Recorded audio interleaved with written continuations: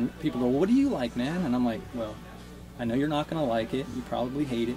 And then I'll say, I like 80s influenced heavy metal. I've always really admired that genre of rock because to me it was like the newest type of hippie that could be alive and actually still being gentle and kind and inviting everybody in. It's always the hair metal that gets laughed at, and you almost were embarrassed to say it during the grunge era. And even in today's, if you said you like Poison, everybody thinks, oh yeah, hair band, poser stuff.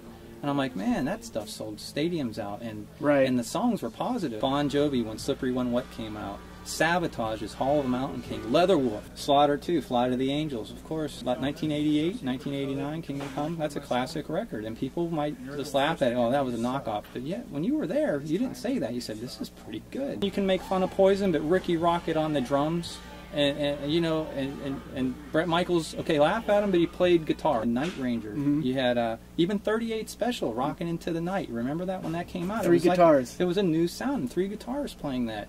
And that all kind of started, you guys might even remember Lady by Styx. And then you had Journey doing Don't Stop Believing, and this like accelerated overlapping of vocal harmonies and all this stuff that you can't achieve in the other genres of rock, where it's called melodic rock. Oh, Trickster. And Trickster, yeah. And Tricks with 2 X's.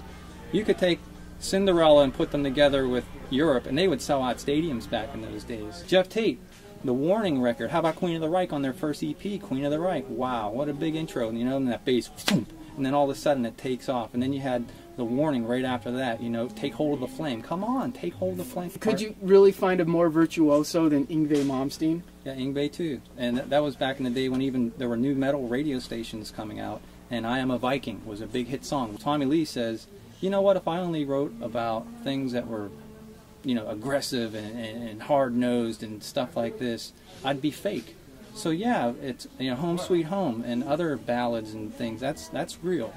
So if you want to make fun of that, then you're the poser.